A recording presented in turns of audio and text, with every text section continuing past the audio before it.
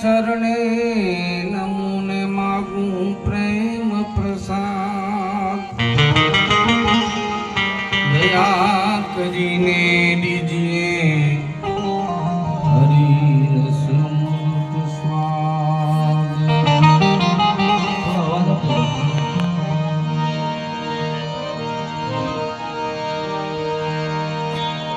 તત્પસાર ત્રિલોકમાં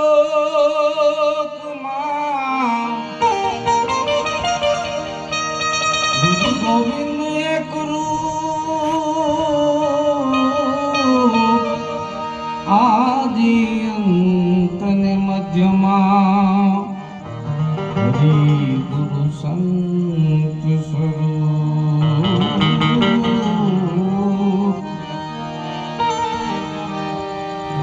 हरि गुरु संत कृपा करे हरे सकल संदेह हे परम पुरुष परमात्मा निदासु लागे ने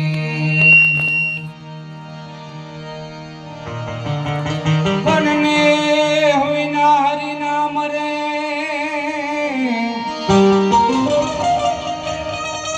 करो ने कोटि उपाय ने विना हरि नाम रे तमे करो ने कोटि उपाय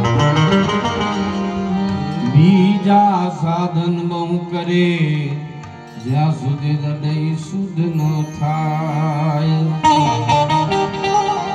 છૂટવાનો જીવ ધમ કરે ને તેમ તેમ જાજો બંધાય આપ ભરે છૂટે નહીં એને છોડાવે સદગુરુ રાય જે સ્વરૂપને સમજ્યા વિના હું પામ્યો દુઃખ અનંત સમજાવ્યું તે પદને હું નમું શ્રી સદગુરુ ભગવાન જેની દશા દેહ છતાં વર્તે દેહાતી એવા જ્ઞાનીના ચરણોમાં વંદન અગણિત સદગુરુ મહારાજ કી આજની આંધાત્રીની પાવન ભૂમિએ અમારા ગોવિંદરામ મહારાજ નગીનરામ મહારાજ તથા એમના પરિવાર મળી એક આ જ્ઞાન યજ્ઞનું આયોજન કરી કુંટા બાના સ્મરણાર્થે એ બદલ એમને એમના પરિવારને ખૂબ ખૂબ ધન્યવાદ. કુંટાબા એમનું શરીર શાંત થયા ને આજે 3 મહિના જેવા થયા છે. એ નિમિત્તે સંતોને તેરાવી અને અરસપરસ એ લાવો લઈ અને લેવડાવે ખરેખર ધન્યવાદ છે. કારણ મહાપુરુષો કહે છે કે ભાઈ આ મરવું કોને કહેવાય? મરણ આ ધર્મ શરીરનો છે. શરીર જન્મે છે અને શરીર જ મળે છે, આત્મા મળતો નથી. એટલે કદાચ આત્માને આપણે શ્રદ્ધાંજલિ આપીએ ને તો એ આપણે બરાબર નહીં કહેવાય. આત્મા કોઈ કારે એ અજર અમર ને અવિનાશી છે. એ જન્મતો પણ નથી ને મળતો પણ નથી, અને એ અલગ પણ નથી કે બધાની અંદર અલગ અલગ આત્મા છે. ગીતા કહે છે એક આત્મા સર્વભૂતેષુ, એક જ આત્મા સર્વની અંદર વ્યાપક છે. પણ આપણને અલગ અલગ લાગે છે કે આનો આત્મા જુદો, આનો આત્મા જુદો, આનો આત્મા ગયો અને આનો આત્મા છે. ના, એવું નથી. મહાપુરુષો ના કહે છે. કારણ કે આ એક ભ્રાંતિ છે, અને એ ભ્રાંતિ આવા સદગુરુના ચરણે જાય ને ત્યારે તૂટે ભાઈ. અને જતા પણ જો તૂટી નહીં હોય તો આપણી અજ્ઞાનતા છે, કઈ કચાશ છે. મહાપુરુષ એવું કહે છે કદાચ 100 ઘડા મૂક્યા હોય આપણા પાણીના ભરેલા, અને એ ઘરાની અંદર સૂર્યનું પ્રતિબિંબ બધા જ ઘરાની અંદર પડે છે, અને એ બધા જ ઘરાની અંદર પ્રતિબિંબ દેખાય છે, અને એક જ સૂર્યનું પ્રતિબિંબ 100 ઘરામાં 1000 ઘરામાં દેખાતું હોય, એમાંથી એક ઘરો કદાચ ફૂટી જાય એટલે આપણે એવું માનીએ કે સૂર્ય નાશ થઈ ગયો, એટલે આપણને એવું લાગે છે. તેમ ગીતાના 15મા અધ્યાયમાં એવું કીધું કે આ શરીર જન્મે એટલે આપણને આનંદ થાય છે, કે ચેતન આવ્યું એવું કહે છે, અને આ શરીરનો નાશ થાય એટલે ચેતન ચાલી ગયું એવું કહે છે. તો શું શરીર આ વૃક્ષો હાલતા હોય ત્યારે પવનનું અસ્તિત્વ માનવું એવું કહે છે? ત્યાં સુધી પવનનું અસ્તિત્વ ન હતું, એટલે આપણને એવું લાગે છે કે અડધો ફરતો દેહ હોય ત્યાં સુધી આત્મા હોય છે, અને પછી આત્મા જાય છે. તો આત્મા જાય છે ક્યાં? ગીતા ના કહે છે કે નૈનમ છેદંતી શસ્ત્રાણી નૈનમ દહતી પાવક. આ આત્માને શસ્ત્ર છેદી શકતું નથી, અગ્નિ બારી શકતું નથી, પવન એને ઉડાડી શકતું નથી, આ શસ્ત્ર એને છેદી શકતું નથી. એવો હે અર્જુન, હું અજર અમર અખંડ નિત્ય સનાતન આત્મા છું. તો આ તો છે જ. તો આપણે એવું માનવું કે આ કુંતાબા મરી ગયા? કદાચ જે જીવ ભાવ ન હોય ને એ કદાચ એવું બોલે, પણ જેને સદગુરુના ચરણે જઈને મળ્યો અને એને જે મરણનો અનુભવ જેને અનુભવ્યો, ખરેખર એને ખબર પડે કે ખરેખર આત્મા જન્મે છે. કબીર સાહેબે કીધું કે મરના મરના સબ કોઈ કહે મરી ન જાણે કોઈ. એક વાર જો જીવતા મળે તો ફિર મરના ન હોય. તમે જ્યારે જીવતા મળીને જો ખબર પડે જીવે, અને એનું પ્રમાણ પાછું નિરાંત મહારાજે આપ્યું છે કે મરીને જીવે એનો દેશ એવો જાણવો.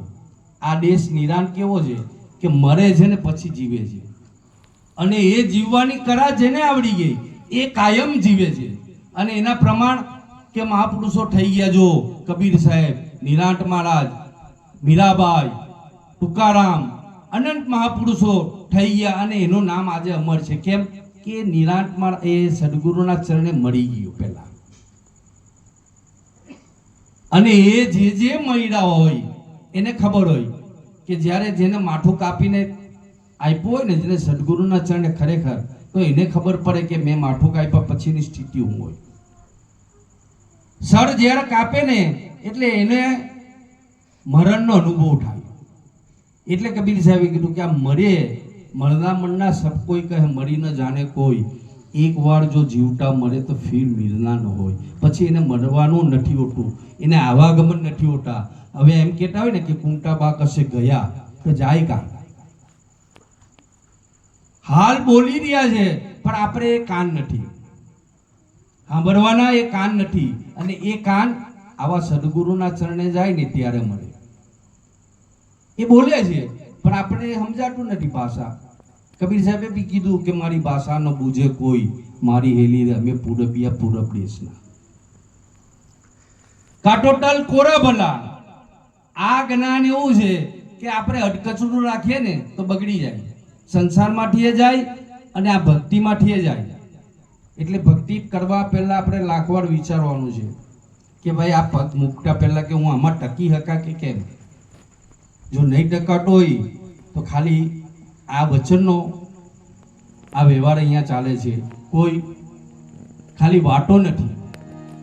નિરાંત દેશ કે ગુરુ મહારાજના ચરણે જે પણ ગયા એ વચન ઉપર જે ઉભા રહ્યા છે ને એ જ જીવે છે. બાકી ખાલી વાણીનો વિલાસ કરે એ તો બધાને આવડે છે, પણ આપણે એની પર ઉભા કેટલા છે? જ્યાં સુધી બોલે છે એમ જ્યાં સુધી ન થતું હોય તો આપણી વાણી ફોક છે. હરજીવન મહારાજ કહે છે કે ભાઈ રે જોવા દેહમાં વચન એક દીવો, એમે તમે સતમઠથી સદા સેવો. આ ગાયલું ગાવામાં ઘાટા ઘણા ડૂબશે, કહેલું કરવામાં ચિત્ત પ્રોવો. હમણાં ભાઈ બોલી ગયા કે ભાઈ દેખ્યા હોય તો કહી બતાવો મોટી કેસા રંગા. જ્ઞાન ગગનમાં તમે ગોટી લેજો, ત્યાં છે ગુપટ ગંગા. પણ આપણે એવું તપાસ કરી ખરી કે એક જ્ઞાન ગંગા ક્યાં છે અને મોટી એટલે શું? કબીર સાહેબ કહે છે કે શબ્દ શબ્દ બહુ અંતરા તું સાર સબટ ચીટ દે જા શબ્દે સાહેબ મિલે સોઈ શબ્દ ગ્રહ લે. પરમાત્મા બધે વ્યાપક છે પણ આપણને કેમ દેખાતો નથી? એક એક શબ્દની અંદર છે પણ આ શબ્દ કેવો છે? છોટરા વાળો છે. જેમ શ્રીફળ એવો એક શબ્દ છે પણ છોટરા વાળો છે. એ શબ્દને પકડી રાખવાથી કોઈ કારણે જ્ઞાન નહીં થાય. એને છોલવો પડે અને છોલે ને એટલે કાચલી શબ્દ પ્રગટ થાય એમાં, અને કાચલી શબ્દને તોડો તો એમાંથી કોપરું તૈયાર થાય અને એની પ્રસાર થાય. એટલે આ તન મન ને ધન ને બાદ કરતા જે શેષ રહે ને એને તમે સેવો. અને ત્યારે આ ભાગ ત્યાગ અને લક્ષણાવૃત્તિ જ્યારે થાય ત્યારે તમે સાર શબ્દ સુધી પહોંચો. એટલે મહાપુરુષે કીધું કે તમે દેખ્યા હોય તો કઈ બતાવો આ મોટી કેસા રંગા. એ મોટી એમણે કબીર સાહેબે કીધું કે જીણા જીણા મોટી રે આ સંતોબાઈ કોઈ લાવે ગોટી એના રે બનીએ અમે દાસ રે સાચા આ સાગર ના મોટી આ જોટા રે અમને એ જરિયા રે એ સાચા સાગર ના મોટી.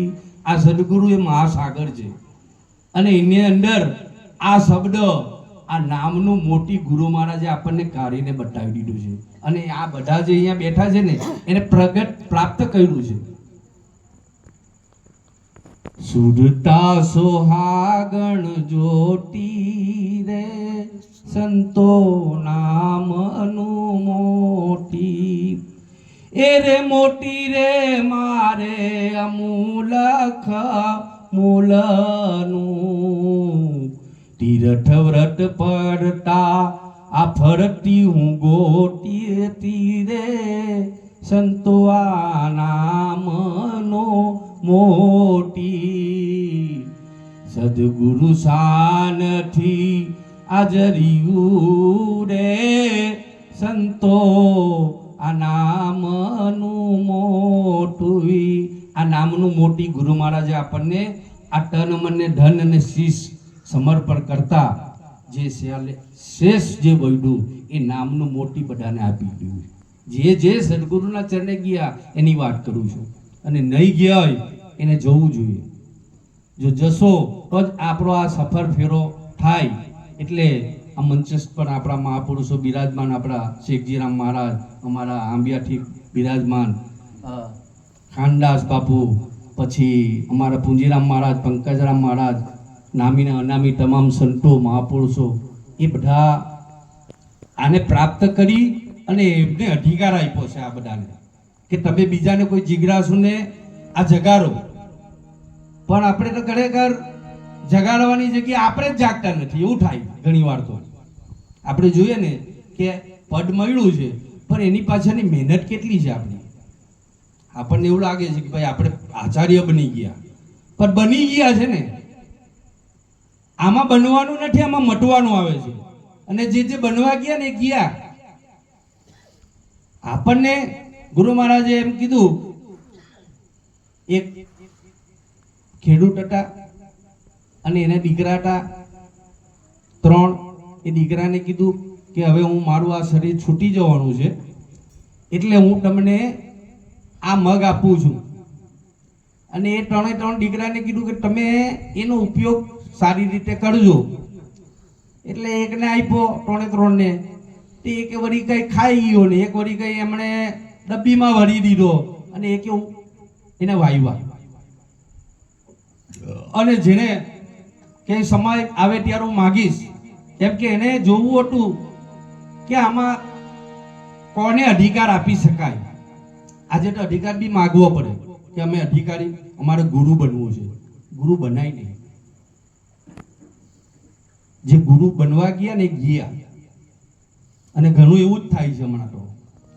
એટલે જ્યારે બાપાએ સમય થયો ને પછી માગ્યા એટલે એકને કીધું કે મેં તો ભાઈ ખાઈ ગયો, એક કે મેં ડબ્બીમાં ભરેલા છે હું તમને આપું, અને ત્યાં ભૂકો થઈ ગયો હતો. અને અમારા પુંજીરામ મહારાજ જેવા લઈને આવ્યા ગાડું ભરીને કે હમણાં આવશે.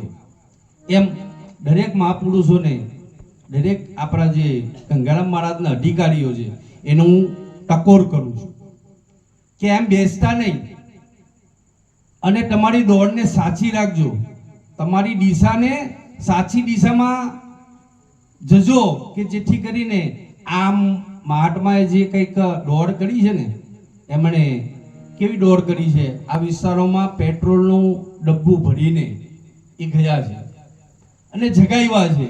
એવું આપણાથી વધારે તો નહીં થાય, પણ કોઈ જિજ્ઞાસુને ટકોર કરીને જગાડજો અને જગાડીને સાચો રાહ બતાવજો. કોઈ અંદર જે કંઈ જ્ઞાન આપ્યું છે એને ચોખ્ખું રાખજો, ભેળસેળ નહીં કરતા, ભેળસેળ નહીં રાખતા, જેથી કરીને આ જ્ઞાનની ગરિમાને જરવાશે. નહીં તો અમે જોઈએ છે ને એના ભાવોથી આપણને એવું લાગે છે કે કંઈક આપણામાં એ ભાવ ખૂટે છે.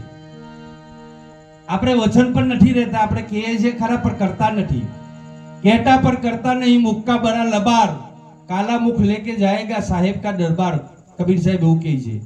સાહેબનો દરબાર એટલે સદગુરુનો, અને સદગુરુનો દરબાર એ ચેતન છે, કોઈ ગયો નથી કે જવાનું નથી, પણ આ મહાપુરુષો આપણી સજાગ એ મૂર્તિ છે, ચેતન મૂર્તિઓ, અને એ આપણો પલે પલનો હિસાબ લઈ રહી છે.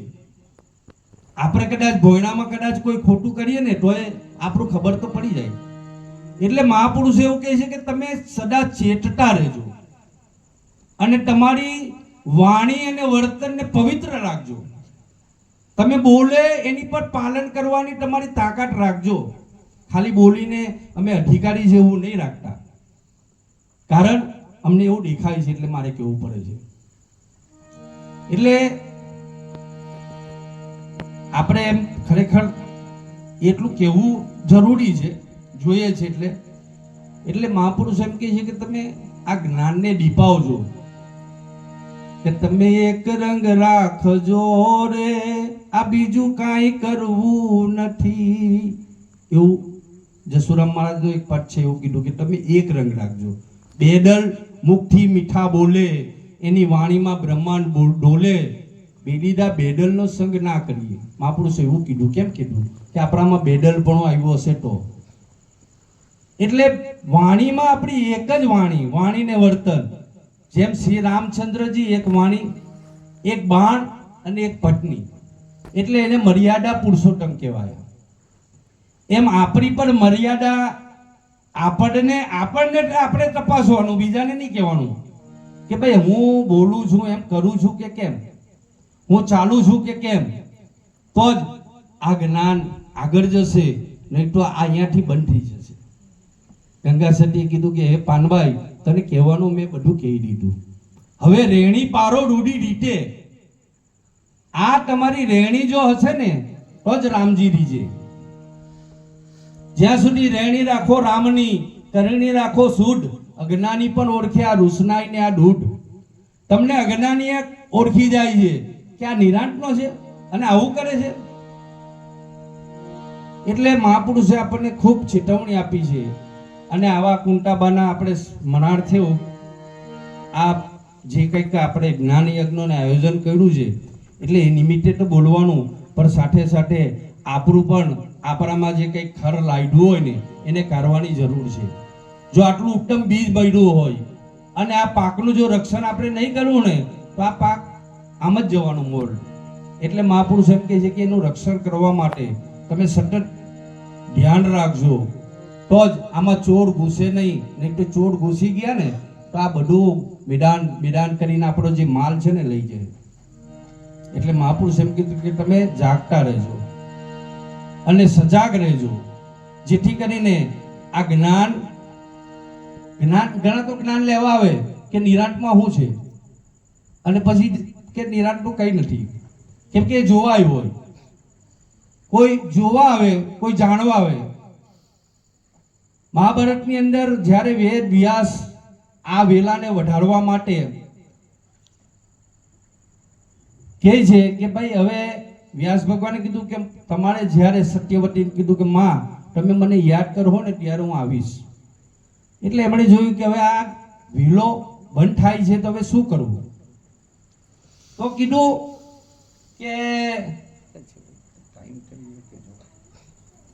કે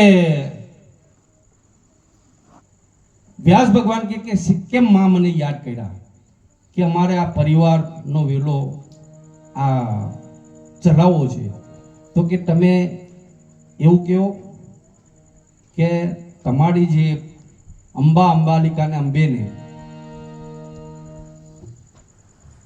એમાં અંબા ને અંબાલિકા એક તો ત્યાં સલરાજાને વળી ચૂક્યું હોય એટલે મૂકી દે છે ભીષ્મ પિતા, અને આ બે આવે છે અને આ બેને અને ત્રીજું વિદુરા પત્ની દાસી, આ ત્રણને વરદાન આપવાનું કહે છે કે એને તમે વરદાન આપો કે જેથી કરીને અમને પુત્રની પ્રાપ્તિ થાય.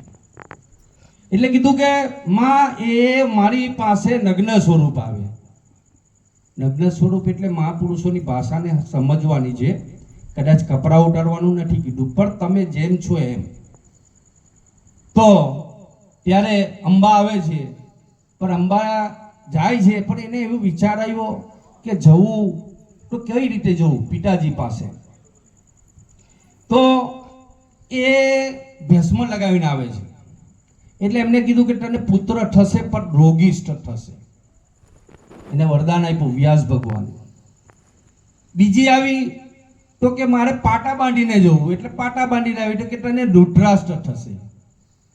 તો સત્યવતી કહે છે કે એક તો રોગ વાળું લાવ્યો, પુત્રટ લાવ્યો પણ, એટલે જેનો જન્મ થયો પાંડુ રાજા થયો રોગિષ્ઠ. બીજો થયો ધૃતરાષ્ટ્ર, એ આંધળો થયો. જ્ઞાન તો થાય પણ આંધળું થાય, જ્ઞાન થાય પણ કેવું ધૃતરાષ્ટ્ર જેવું. એ આંધળો એટલે કોને કીધું કે અજ્ઞાની ને આંધળો એ ધૃતરાષ્ટ્ર, બીજો કોઈ નહીં. હવે જ્ઞાન થાય ખરું ગુરુ મહારાજના ચરણે જાય, પણ આવો આંધળું થાય. અને ત્રીજું વિદુરા પત્ની કહે કે હવે આ બે, એક તો આંધળો લાવ્યો, એક રગ પીટ્યો લાવ્યો, તો હવે એટલે એ છે ને ભજન કરતી ગઈ તો એને થયો વિદુર. આ મહાભારતની આ શરૂઆતની વાત છે બાપુ. અને મહાભારત એ કોઈ ગ્રંથ કાલ્પનિક નથી, આ જ્ઞાનનો છે, પણ આપણી જ્ઞાનની ચાંચ ડૂબતી નથી. તો એમાં આપણને પણ એ રીતે જ જ્ઞાન થાય છે. ગુરુ મહારાજના ચરણે ગયા પછી જો આપણી વૃત્તિ કેવી છે એ વૃત્તિ પ્રમાણે આપણને જ્ઞાન થાય. જ્ઞાન થાય ને તો ઘણાના આંધળું થાય, ધૃતરાષ્ટ્ર જેવું. એ જોઈ નહીં શકે, આ જ્ઞાનને સમજી નહીં શકે. ગુરુ મહારાજે આપણને ચરાચરના પરમાત્માનું જ્ઞાન અપાયું કે અણુઓમાં પરમાત્મા છે, પણ કોઈને પૂછે કે ભાઈ આમાં છે પરમાત્મા, કે આમાં હોય ખરો? કેમ કે એને આંધળું જ્ઞાન છે, એને સાંભળેલું છે, નિર્ણયમાં નથી આવ્યું, અનુભવમાં નથી આવ્યું, એટલે એને આંધળું જ્ઞાન કીધું. રક્ત પીત્યું કોને કીધું? કે બાપુ સાહેબ એનું પ્રમાણ આપ્યું કે વીરા મારા સમજણની વાતો છે ન્યારી, રોગી માણસને પથ્ય ગણી પારવી, વણ રોગી વસ્તુ ખાય સારી, કર્મકાંડ વાળા સર્વે રોગી જાણવા. બાપુ સાહેબ ગાયકવાડ એ નિરાંત મહારાજના શિષ્ય થયા, એમણે આ પદ લખ્યું કે કર્મકાંડ વાળા સર્વ રોગી જાણવા. કે જ્યાં સુધી આપણને જ્ઞાન થયા પછી પણ આપણે કંઈક કરવાની ક્રિયામાં હોય તો કે એ રોગિષ્ઠ છે. મારા કરવાનું હોય, ધ્યાન કરવાનું હોય, સ્મરણ કરવાનું, કોનું કરવું? તમને જેનું ધ્યાન કરવું હતું એ તો તમને ગુરુ મહારાજે પ્રત્યક્ષ કરી દીધું છે, એટલે કીધું કે આ રોગિષ્ઠ જ્ઞાન. પણ જે જ્ઞાની કે જેને કંઈ કરવાનું નથી એ મુક્ત કરી દીધા, બંધનમાંથી છૂટા કરી, અને જેને અણુમાં જ્ઞાન છે એને જ્ઞાની કીધો. ને હે અર્જુન, જ્ઞાની એ મારો દેહ છે અને એ હું જ છું, એવું કૃષ્ણ ભગવાન અર્જુનને કહે છે. તેમ જે આ જ્ઞાનની મૂર્તિઓ છે એને જ્ઞાની એ કૃષ્ણ ભગવાને કીધું કે મારો દેહ છે ને એ હું છું. પણ હવે કદાચ એ હોય તો આપણને ક્યાં ખબર પડે? એને ઓળખવું કેવી રીતે? આને ભગવાન માનવા કે મનાતો હે? સદગુરુ એ પરમાત્માનું સ્વરૂપ છે, પરમાત્મા બીજે નથી અને બીજો એ નથી. પણ આપણે દૂર ખોટીએ છીએ. કોઈ કાશીમાં જાય, કોઈ મથુરામાં જાય, કોઈ ગોકુળમાં જાય, હવે ત્યાં જઈને શું આવે? પરમાત્મા કીધું કે હરિવ્યાપક સર્વત્ર સમાન, અણુ અણુમાં પરમાત્મા છે, પણ આપણે જોઈ નથી શકતા. એટલે એ પરમાત્મા આપણને બિરાજમાન સર્વ જગ્યાએ છે, પણ આવા મહાપુરુષોના પાસે જઈ અને જેમ ગીતામાં કૃષ્ણ ભગવાને કીધું કે હે અર્જુન, આ જ્ઞાન તારે જાણવું હોય તો કોઈ તત્વ વિટાને શરણે જઈ સેવા પૂજા કરી અને આ જ્ઞાન તું જાણી લેજે. તદિય પરિપાટેન પરિપ્રશ્ન સેવ્યા ઉપદક્ષંતિ તે જ્ઞાનમ જ્ઞાની તત્વદર્શીનો, કે આવા તત્વદર્શીના શરણે જઈ સેવા પૂજા કરી એ અર્જુન તું આ જ્ઞાનને જાણી લેજે. અને તો જ આપણને એ જ્ઞાન થાય અને એ જ્ઞાન 100% સાચું છે. એ હે અર્જુન, આ યોગ મેં પૂર્વે સૂર્યને કહ્યો હતો, સૂર્ય મનુને કીધો, મનુ ઈશ્વાકુને કીધો, ઈશ્વાકુએ વ્યવસાયને કીધો, અને આજે હું તને કહું છું. અને એ જ યોગ આપણે ગંગારામ મહારાજે આ બધાને બતાવ્યો છે. એ જ યોગ નિરાંત મહારાજને એમના સદગુરુ મહારાજે બતાવ્યો અને એ પરંપરાથી આપણા સુધી આવ્યો છે અને એમાં જરાય ઓછું વધતું નથી. રામાનંદજીએ કબીર સાહેબને બતાવ્યો આ જ યોગ. વશિષ્ઠ મહારાજે રામને બતાવ્યો આ જ યોગ. હે રામ, તું સર્વ જગ્યાએ વ્યાપક છે. પર જ્યારે એ સદગુરુ મહારાજ આવો યોગ કરે ત્યારે આપણને મળે છે. એટલે મહાપુરુષો ઘણા છે, કદાચ સમય થઈ ગયો છે એટલે આપણે પણ આ યોગને જાણીએ અને આ કુંટાબા આ યોગને ભરેલા છે અને એમણે આ જ્ઞાન જાણ્યું છે.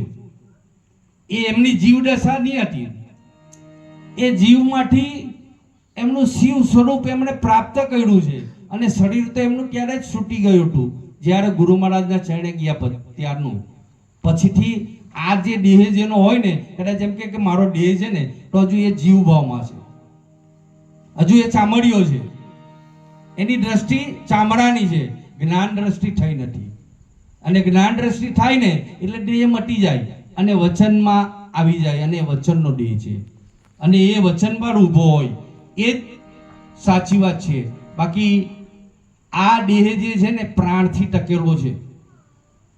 એટલે કીધું કે પ્રાણ દેહ સે જુદા હુआ મરણ કહે સબ કોઈ, એસો મરનો કો ભલો દિન में 100 બાર. કબીર સાહેબ કહે કે આ કદાચ આવો દેહ પ્રાણથી જુદો થઈ જાય અને એને મરણ કહે છે, એમાં તો કોઈ મોટી વાત નથી. અને આ દેહને બાળી દેવામાં આવે, હળગાઈ દેવામાં આવે, દાટી દેવામાં આવે અને પાણીમાં ધારકે વેવરાઈ દેવામાં આવે, પણ આ દેહ એ દેહથી પ્રાણ જુદો થાય એવું મરણ હું કામનું એમ કહે.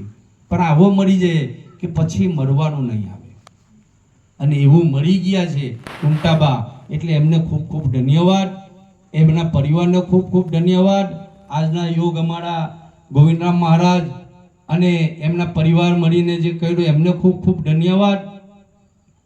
આટલું કહી અને મારી વાણી સંતોના ચરણે અર્પણ કરું. કદાચ સમય મર્યાદા પ્રમાણે વધી ગયો હોય તો માફ કરજો.